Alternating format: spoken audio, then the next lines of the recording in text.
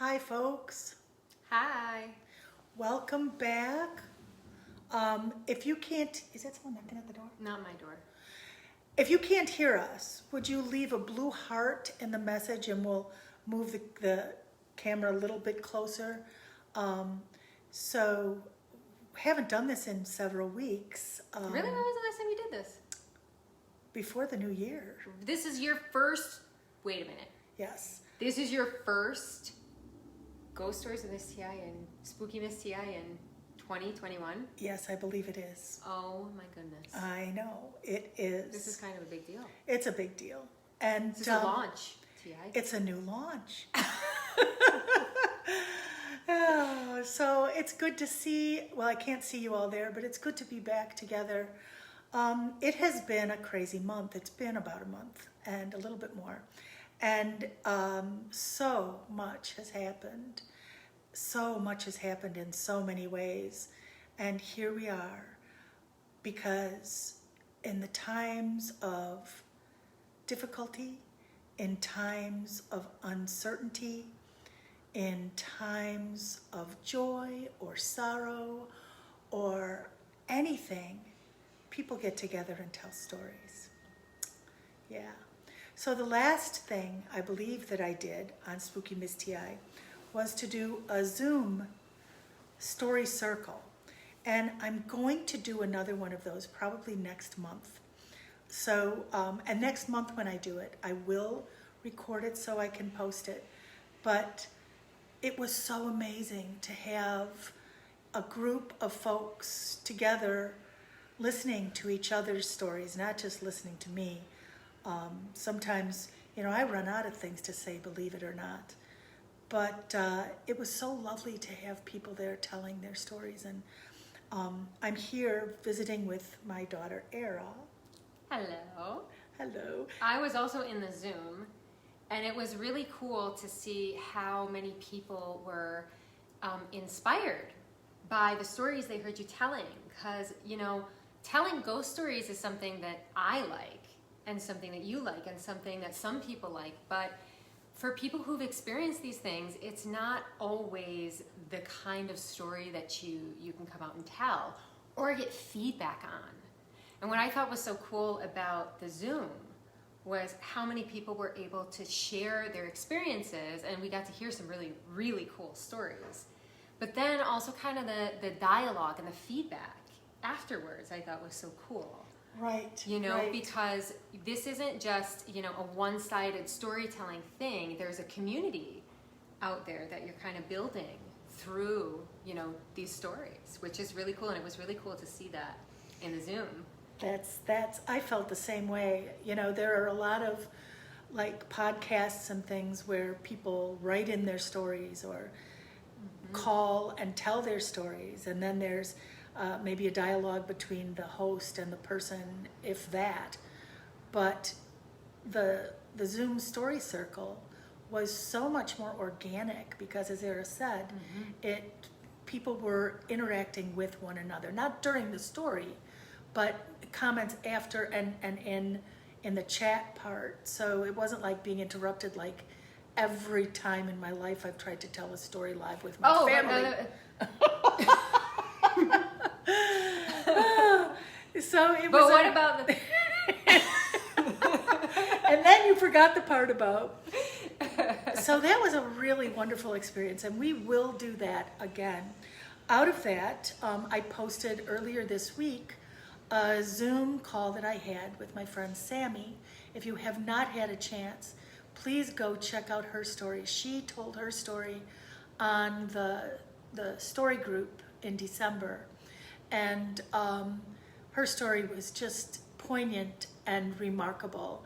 And I was still figuring out how to collect a story via Zoom, and so you actually have to click on the Zoom link and plug in the password, and then you can get Sammy's story. Since then, I have learned, yes, I am old, and yet I am learning new tricks.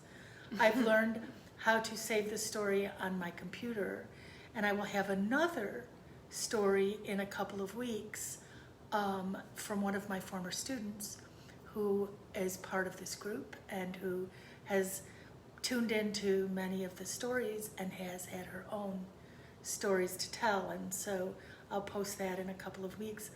These next 2 weeks will be live, as you could tell, this week, and next week will be live, and I'll have another guest next week. For all those stories, I looked back, and it was March, April, May, June, July, August, September, October, November, December. 10 months of weekly stories. Wow. With only a couple weeks in between where I was not able to do it. And almost all of those were my own experiences. So as December came around, I thought, well, I'm going to take a break until the new year, until everything sort of settles down. People are busy on Zoom calls and contacts with family for the holidays, and there was a huge shift in my ability to sleep at night. I don't know if the rest of you have felt that these past couple of weeks, maybe 1 week, Past maybe couple half a Wednesdays. week. Yeah. So now we can come back, and I will have more of my own stories later, but for, as I say, the next 3 weeks, I'll be here and inviting others to tell their stories, and we will talk about their stories. So you've met Arrabella, and you were here live when I was here once before. Mm-hmm. Was that when we spoke about the death house? No, that was in July. You were here in July of last year, and I think Geraldine was the one who's talked about the house in Massachusetts, the death house. Correct? I Right? don't know. I don't think so.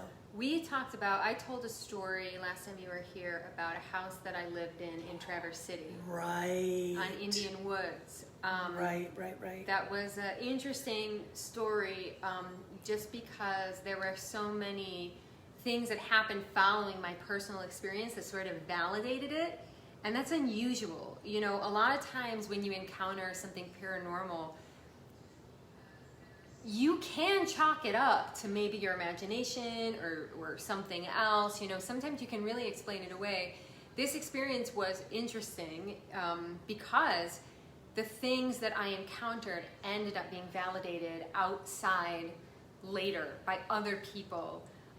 And I thought it was a really interesting story. And I also thought that that was an interesting experience for myself because, you know, with hauntings, they're not all the same thing. I know that people have, you know, different perceptions of the paranormal, maybe because of their religious experiences or beliefs, you know, and sometimes it can feel invasive and you feel like you want to cleanse or sage a ghost out of your space.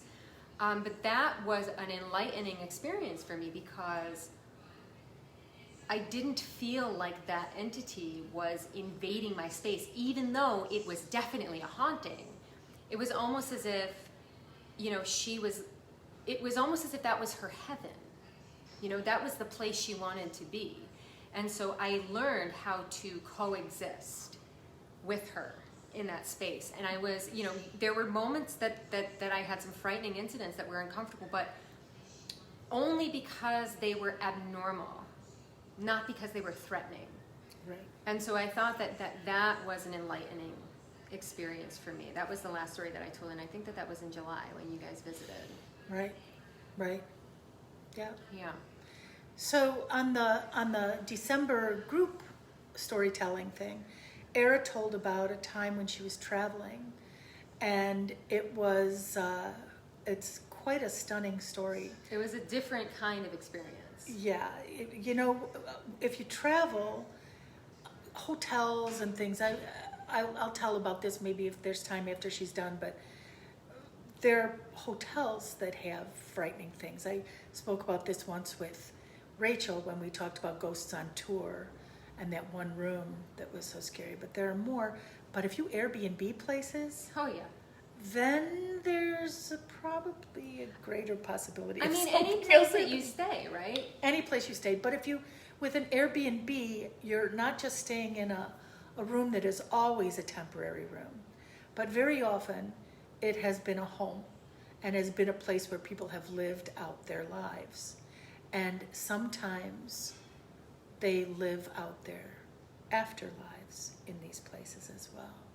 So you want to tell a little bit about Venice? Yeah, and so this was something that happened to myself and my fiance, and we were traveling to Italy, and again about like the Airbnbs. So I've been staying in Airbnbs since Airbnb was not a popular thing. I think since about like 2011, like when Airbnb started to go nationwide, I was staying in Airbnbs, and so I've had some experiences, and I'm just now thinking of some other experiences that I've had, but I feel like wherever you stay, you have the potential to encounter these things.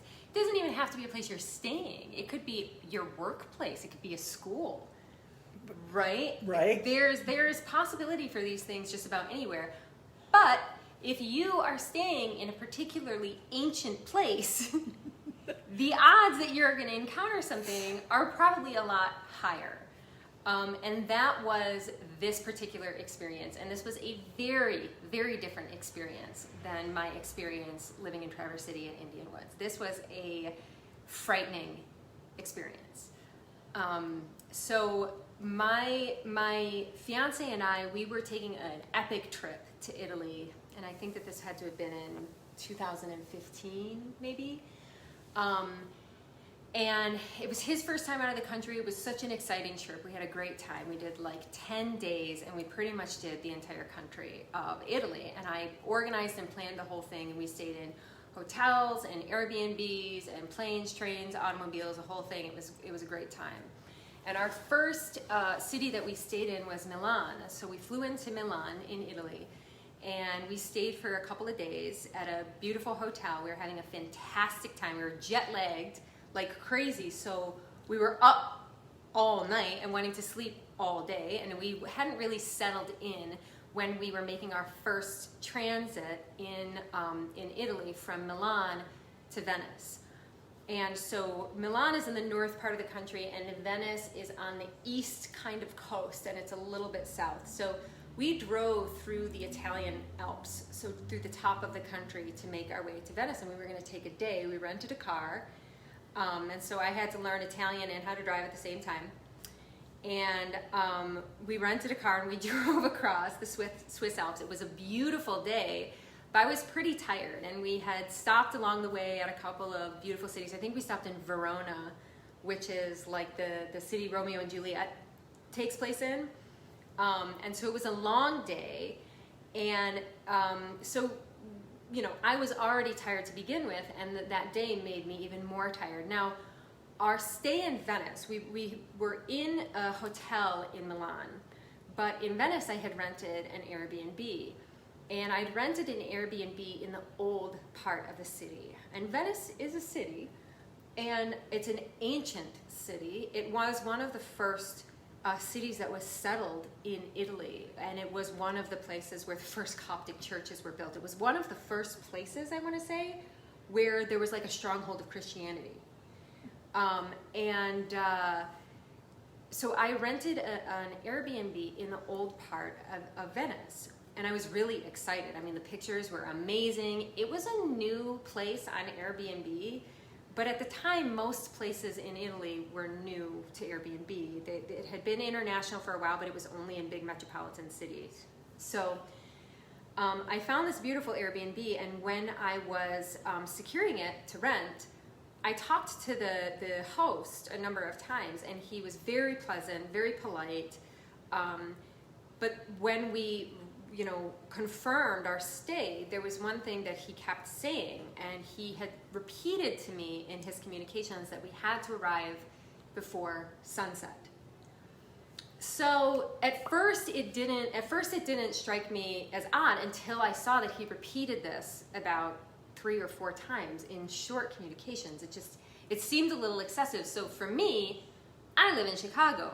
When somebody tells me not to be out after dark, the first thing I think is crime.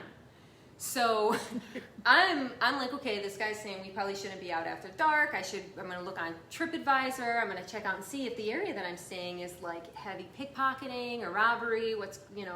So I look on TripAdvisor, and the place that we were staying was safe, very, very safe. So I'm like, okay, who knows, you know? But it's stuck in the back of my head. You know, I was planning this big trip, but that there was something that like kind of stuck in my head about that.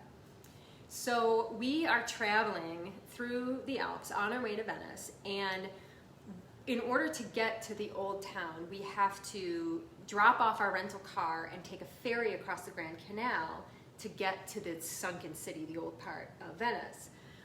And when we got to the port of Venice, we were, again, I don't know Italian, and we were trying to find the place to drop off a rental car. It's confusing to find the place to drop off a rental car in the United States when you can read English, but it's just, so I'm circling this big international airport for like 45 minutes trying to find the drop-off location, and it's gotta be about 6 o'clock, so it's starting to get dusk.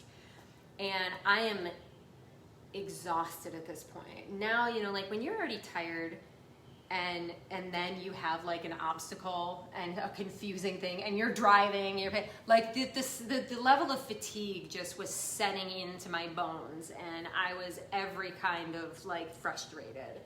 So we finally found the place to drop off the rental car, drop the rental car off, get our stuff, and make our way to the ferry. We had to buy tickets and then make our way to the ferry dock. So we had to then walk a long way to get to the ferry dock. And we get to the ferry dock right as the last ferry is just like leaving. And I'm like, oh my God, no, you know.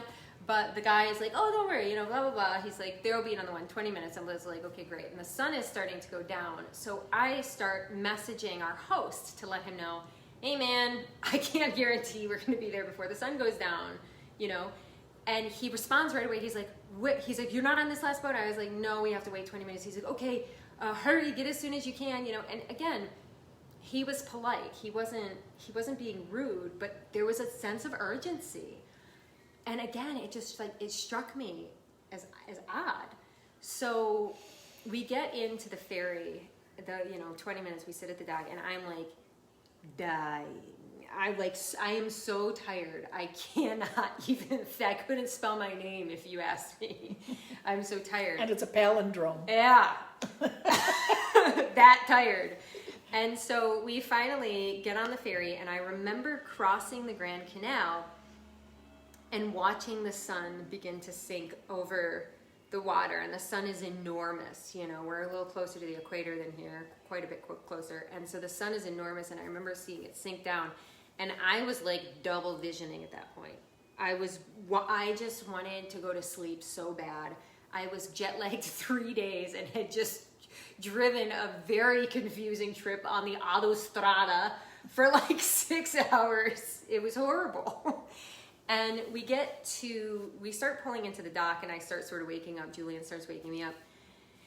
And I picked our host out right away because he was anxious, and I could see him sort of pacing and looking and pacing and looking. I was like, what's going on with this guy, you know? So we get off, and he saw us. He recognized my picture, and he's like, hi, you know, oh, I'm so-and-so, we gotta go. Let's get here. And he's frantic, and his energy was frantic. So we start walking into the city, and in old Venice, the streets are about as wide as a hallway, and they call them calas, and there's not a lot of light, and it's canals. There's like only some walking ways, and the rest it's canals, it's riverways, and there's places for boats to go underneath, and it's it's a sensory experience, Venice is. You can smell the water in the ocean. You can hear it. It's dim. It's dark. It's cobblestone. You can smell the old plaster and stone. It's an ancient place. And so we're making our way from the dock, and we start heading into the city through like these twists and turns. And he is being very helpful. He's trying to explain everything to us, telling us the names of things. But then he says to us, he said, listen, he's like, don't try and like make your way out after dark. Like, you need to know where you're going. You will get lost. It's very easy to get lost. He said, so I wouldn't go too far out without knowing. He says, you have to find like points, and your phone isn't going to work, by the way. So he was trying to kind of navigate us a little bit. We're walking through, and I was just sort of taken aback by how much history was all around. And water has this ability to hold time in a different sort of way. I feel this way in New Orleans as well. There's just like, it's almost as if time isn't linear when water is the primary element at play. And I could very much feel that in the streets of Venice as we were walking through these dark streets the moment that I got there, and the shadows and the sounds of people off in the corridors, and it was just an incredible sensory experience. So we make our way winding in to the city there, and we finally cross over a very small, narrow bridge. And just over that narrow bridge, we turn, and he says, and this is your place. And it was like a archway. You had to step over into this very small courtyard that was just brick, and it was just buildings. It was almost like, it was different buildings that were connected by a common space that had an external door to lock it out. Very, very, everything narrow, short, old, like medieval. And so we make it into this place, and then he goes and he unlocks another door, and he unlocks the door, and we go to walk up, and it's this staircase that was almost not wide enough for our suitcases, and big, huge steps that were like not level. Very, very old. And I mean, something built on water. You would imagine that it's not going to be level. So we started up the stairs. He's ahead of us. And his sense of nervousness was increasing. And I was picking it up from him, and he was almost sweating. And at this point, you know, like, Julian was picking up on his nerves. And Julian and I are kind of looking at each other like, are we guys, is this a setup? Like, what? Right. You know, and so we get up this staircase, and there's another couple of stairs, and there's a little hallway, and we stop at a door, and there's a door, and it's a short door, but there's a step up to get in. And he pulls out his keys again, and he's sort of fumbling with the keys nervously, and there are these old keys, and I'm standing watching him do this, and he finds the key, and he puts the key in the lock, and then he goes, like he was bracing himself for something.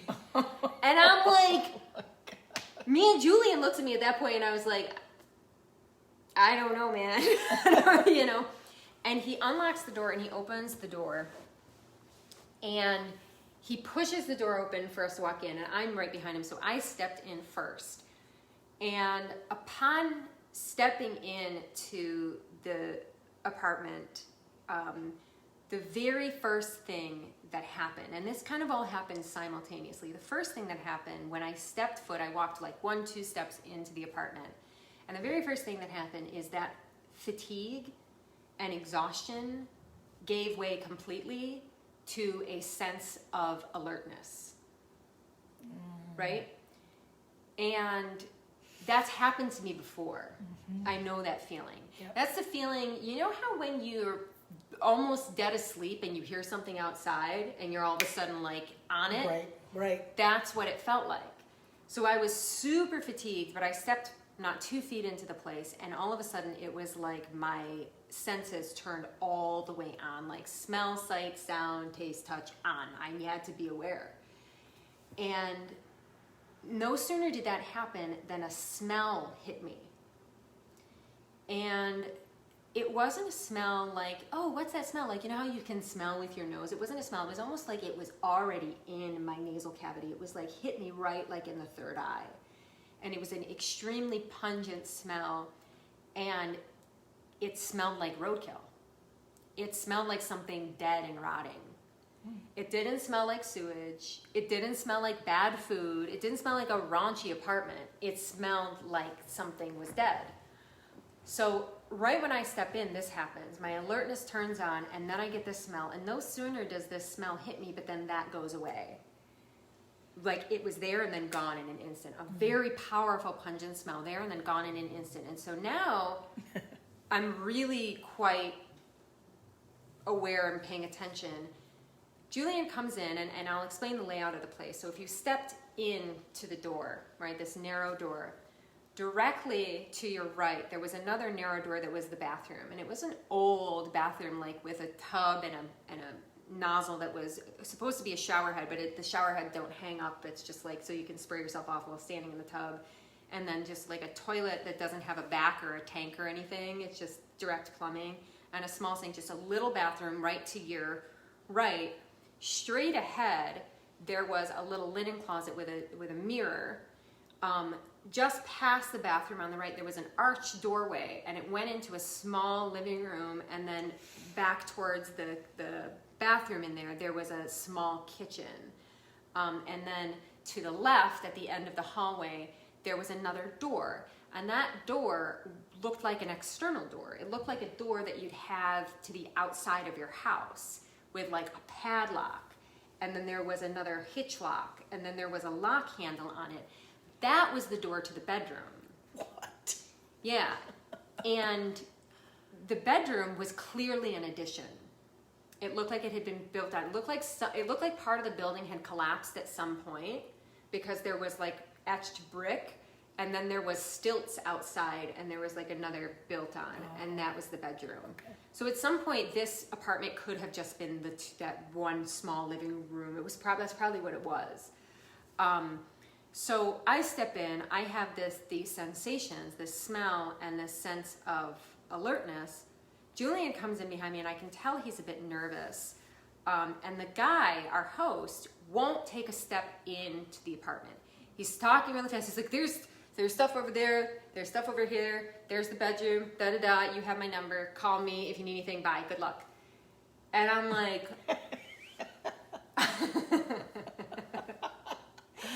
And Julian's like, I'm hungry. I saw an Italian place in Italy right down the way. He's like, just down the way. So let's go get some food. And I was at that point like, yeah, let's leave here for a second. And, so I could get my bearings.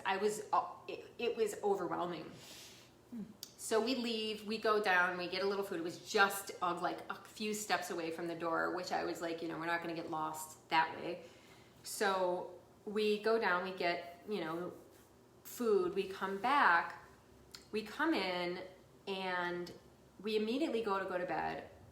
When I walked in, the smell wasn't there right away, but that sense was there, and it was very claustrophobic in there, and it was clammy in there, and it was muggy because Venice is muggy at that time of year, and there was one window air conditioner that was in the living room, not in the bedroom. And so we went to go to bed. I brushed my teeth, whatever. We get to go to bed. Julian is sleeping on the side closest to the door, and I was sleeping closest to the inside, which is our rule, and I go, we get in bed. He's up. The last thing I remember seeing is him sitting up in bed, like drinking a bottle of wine, and I just like completely passed out. And I have no idea what time it was when I fell asleep, but I woke up wide awake. We had left the door opened, the bedroom door opened, because the air conditioner was in the living room, and it was muggy and nasty and hot. And I wake up, and my back was to Julian and the door, and I wake up wide awake, like as if I was jarred awake. Oh, and I almost felt like I was shaken. Like it was almost like I jolted awake. And the first thing when I opened my eyes is I noticed that my cell phone, which was sitting on a little, stool past the end of the bed there, was flickering. And it wasn't flickering like like a bling, bling, bling. It wasn't doing that. It was flickering like something I've never actually seen my cell phone do, to be quite honest with you. Even when, how when you plug in the plug's not working, it'll go da-ding, da-ding. Right. Kind of like that, but it was more consistent. It was like the screen. And it was unusual enough that it really did capture my attention, and I looked, and it was 3 a.m. Now, I don't believe in any of that Catholic bullshit, but it was 3 a.m. And I know that people, when you read about exorcisms and when you read about like demon possession, you often hear like, oh, it's to diss the Holy Trinity, and that's why it's 3 a.m. something. I don't believe that shit. But it's flashing, and it's exactly 3 a.m. And I'm laying there, and I see this happening, and all of a sudden, I'm aware that there is something standing in that door.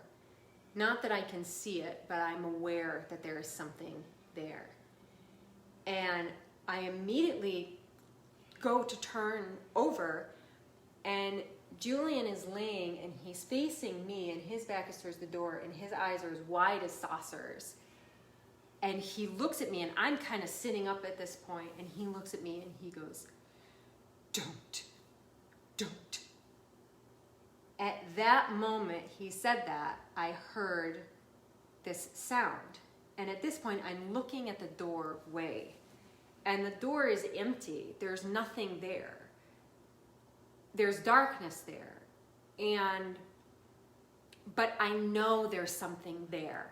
I can sense it I can sense that there's something standing there. And all of a sudden I hear this sound. And it wasn't a far off sound. It was a sound as clear as somebody speaking to me from the doorway. And it was the sound of somebody gasping for air. It was the sound of somebody like choking. And it was like this sound. And it was loud. It was very present. And it made me freeze. I mean, it made my blood go cold. Just did mine. You got me goosebumps all over. And here I am in this situation, and I know better than to let fear get the best of me in those kinds of situations. When something is trying to make you afraid, it's quite obvious, and the last thing you should do is give in to that fear. Exactly. That is in this world and in other worlds, truth be told. And so my blood ran cold, and I was, for a moment, paralyzed.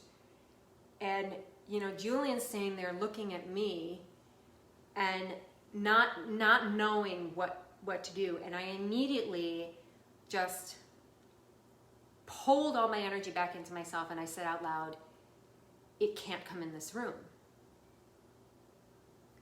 And he just is looking at me, and I said again, you can't come in this room.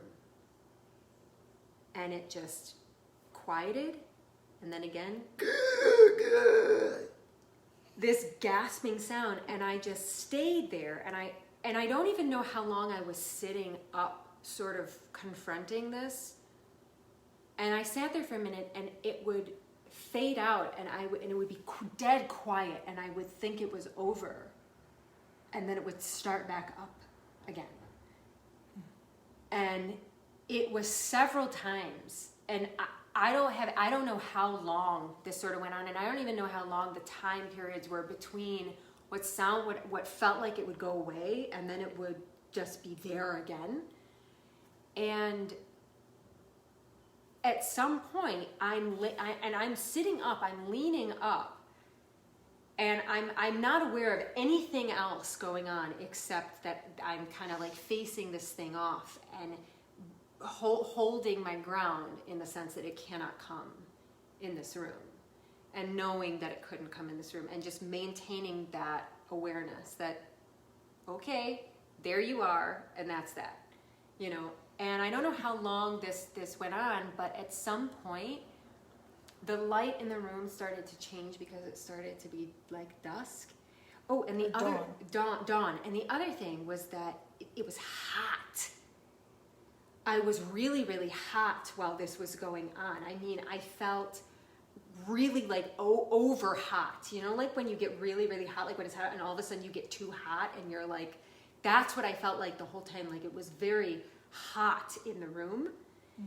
And at some point when dawn, the light of dawn started to come through the window, just a little bit of light, it was like the pressure got sucked out of the room, and all of a sudden the room was cooler, and there was no there was nothing there.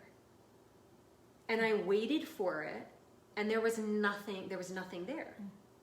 And I never saw anything, but I heard it, and I knew that it was there. And then after like a few, I don't know, I have no sense of time with this.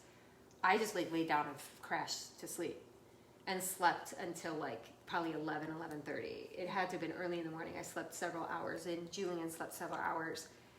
And then I got up, when we got up, and the place felt different in the light of day. I wonder why. Get there before dusk. Get there before dusk. It did. It felt completely different in the light of day. And I just, I was kind of trying to process what had happened the night before, because it is a strange thing to know that something is there. Look into the darkness and know that something is there. It's like, it's another kind of a way to process that. And so that's what I was kind of processing that. And we got up and we kind of got together and went out for the day. And I just started to mention something to Julian, and he's like, I cannot talk about it.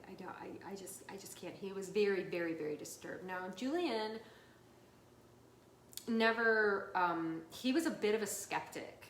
And I would always enter, I've had an altar in my house since forever. And I work I have a spiritual practice. I work, in a spiritual way in my life in general, my day-to-day life. So he's always aware of that, but he's more of a skeptic. And the idea of like ghosts was too related to like scary movies and that kind of stuff, which is, one version of it, but not the whole thing. Right. And he would kind of make jokes about the ghost stories and stuff like that from time to time when like me and you or me and Megan Rose or somebody would get together and talk, he's, whatever, you guys are crazy, And I always remember saying to him that, he can be, you can be skeptical. Like, it's not my intention to convince anybody of anything. I have absolutely no desire to convince anybody of anything. But should we find ourselves in a situation that requires a bit of knowledge or skill, right, in the paranormal, you're gonna be lucky to have me. And this was True just story. one of those. This was just one of those situations. And boy, did I rub it in after the fact. But so that day we went out, and I started to want to say something about it to him, but he was like, I can't. He's like, I don't want to talk about it. I don't want to talk about it. And I was like, okay, we need to find a medicine shop. I'm like, there's gotta be one in Venice. And so I went about trying to find some, materials to protect ourselves in this place, because it felt very, very threatening. And I found a few things. I found some white sage and some yarrow, and I had salt. And I was just gonna make, and the other thing that I thought was, I did feel like this thing was relative to a certain set of beliefs. And so I figured to encounter something like that, I didn't want to, I won't use like a crucifix or like a holy water. Like, that's not my mojo at all. And so I figured I would use the things that I was familiar with. And sometimes, sometimes if the things you're dealing with aren't familiar with those things, they can work sometimes even better. Right. And another perspective that I have on this is, instead of like trying to move something out of a space, and I also felt like whatever this was had been there for a long time, and I was a guest. It was not my agenda or a place to be doing any exorcisms in that house or to be trying to make any changes to this. My prerogative was to protect myself. And so the way that I thought to go about this was not just to create a protective space here, but also to call on my guides in the other worlds to be there as advocates in this situation, so that I could get some sleep. And so I got the things that I thought I needed. I found some tobacco as well, and I found some whiskey as well. And so I was going to make an offering to, people in the other worlds, or to entities in the other worlds who I've made offerings to before, to come in and help me with this. And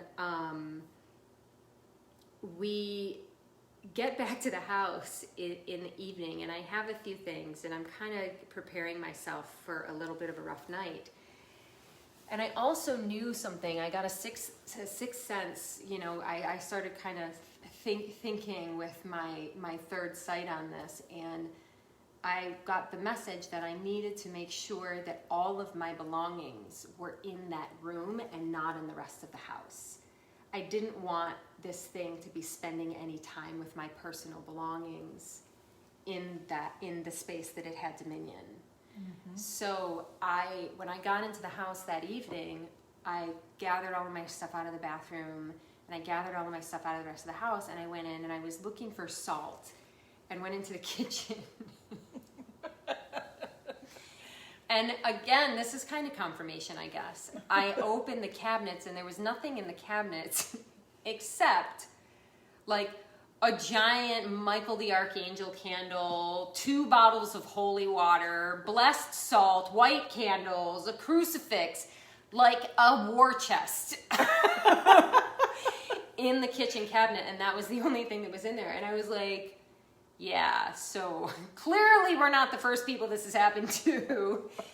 And so that night I created a stronger boundary in front of that bedroom door. I set out an offering to Anubis, god of the underworld, and I did my own sacrament, and I was like, you know what, do your thing.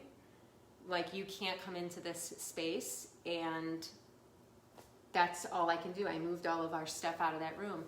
That night, we went to sleep. Julian did not sleep well. And again, I woke up out of a dead sleep. I think we probably went to bed around midnight. And I woke up out of a dead sleep. My phone wasn't flickering, but it was 3 a.m. And this time, I didn't turn over. We had closed the door this night. And I didn't turn over because no sooner did I wake up than I heard this sound. And I didn't need to like look at the door. I heard the sound, and it sounded like a giant dog sniffing and huffing at the door. It was this like, oh jeez. And I could hear it moving up and down that hallway. Oh my God. And I sat up, and I had put a sacrament out there, and so I was like, whatever this is, I'm not. And I was wide awake, and I sat there listening to it, and it sounded like a giant animal. Oh my God. Sniffing, and it was right outside the hallway. And I laid there listening to this, and again, time passed, and it was the same sort of thing where I would hear it really aggressively and loud, and then it was almost like, and it would stop. And I'd listen and listen and think it was over, and then again, I'd hear it. Was Julian awake or asleep? He was asleep. Oh, thank God. He was asleep the second night. And I'm listening to this, and finally, again, the light of dawn, the pressure in the room shifted, and it was over. Mm. And the next morning, while we were out, I kind of surveyed where we were, and it turned out that not 50 yards down the Cala from where we were staying was this building that was really old and ramshackle and boarded up and protected, but it had a little plaque on it, and I didn't read it the day before, and it was the oldest Coptic church in Venice. And it was right next, so the buildings all around that area were really, really, really old, and had been through plagues, and had been through genocide, purges, and just all manner of decay of civilization. And you could really feel it. And so we left, and after we left, I asked Julian about it, and he was just like, I have no idea what that was, but I never want to experience anything like that again. I never want to feel like that ever again. I'm like, well, I can't promise you that, but now you know. No, but So once you know, and know. yes, and that was the thing that I kind of said was you keeping yourself safe or protecting yourself isn't always a matter of like physical self-defense.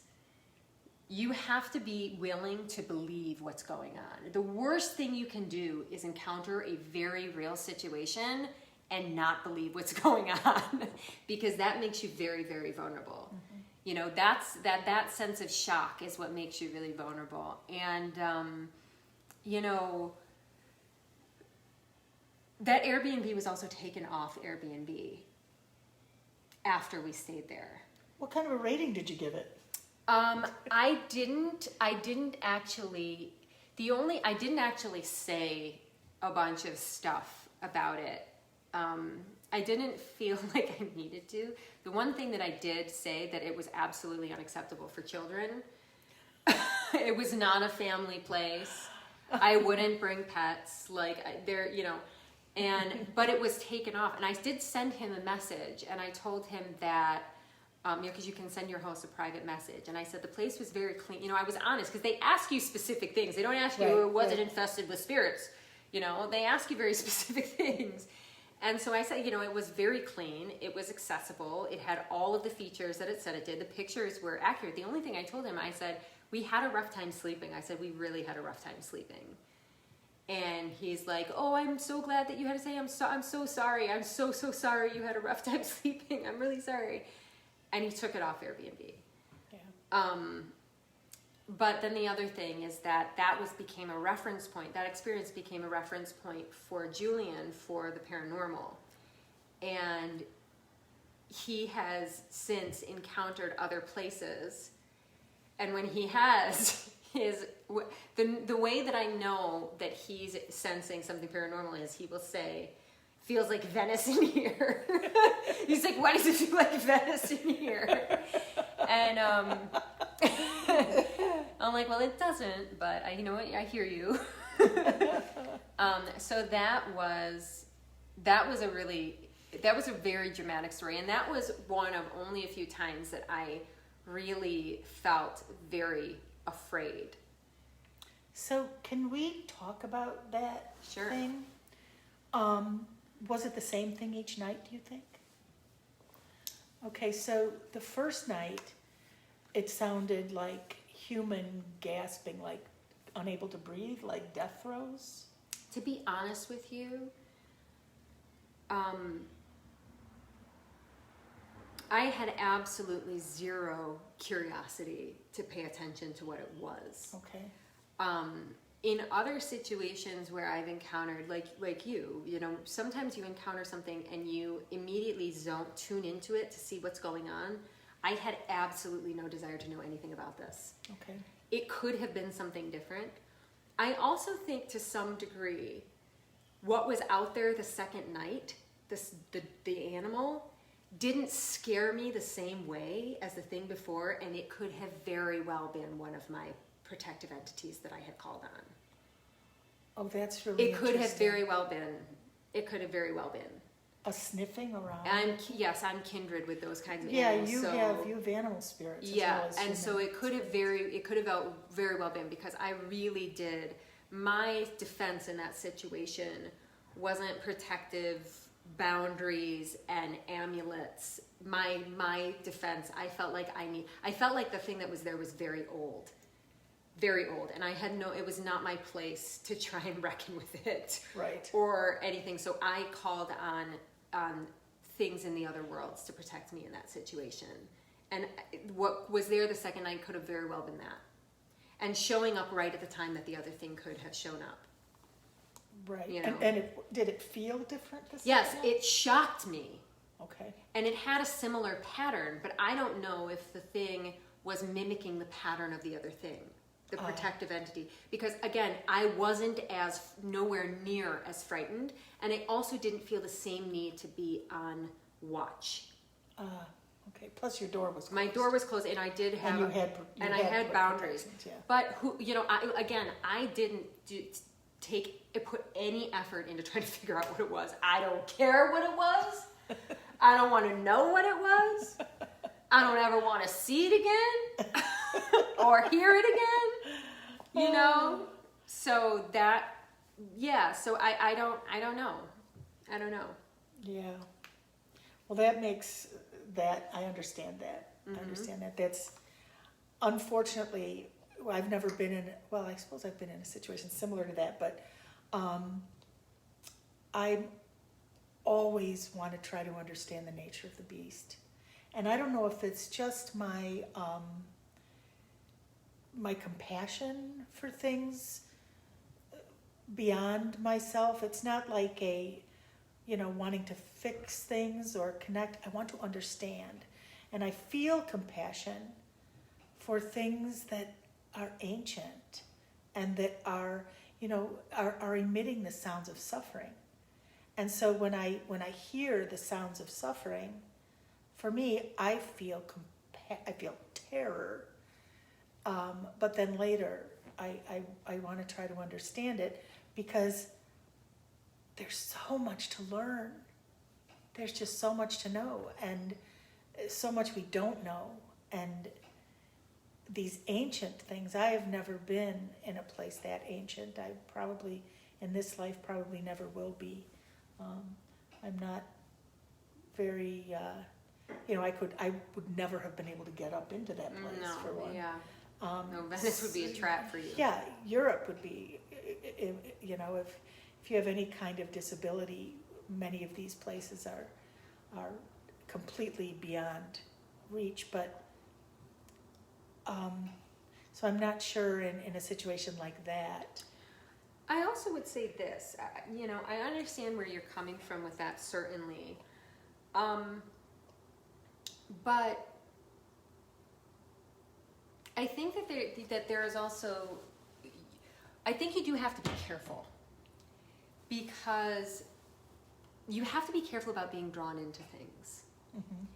And, you know, a lot of times when you find yourself in a situation, and again, like I said earlier, be it a situation in this realm or encountering things from another realm, you have to be careful not to get captivated into some of the tricks that are being pulled.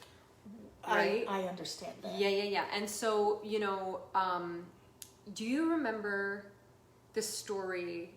It was a Anything Ghost, a story about the girl in the San Francisco apartment. Remember the apartment story? Where she moved into the apartment and she became deeply, deeply depressed. And she put the sheets up.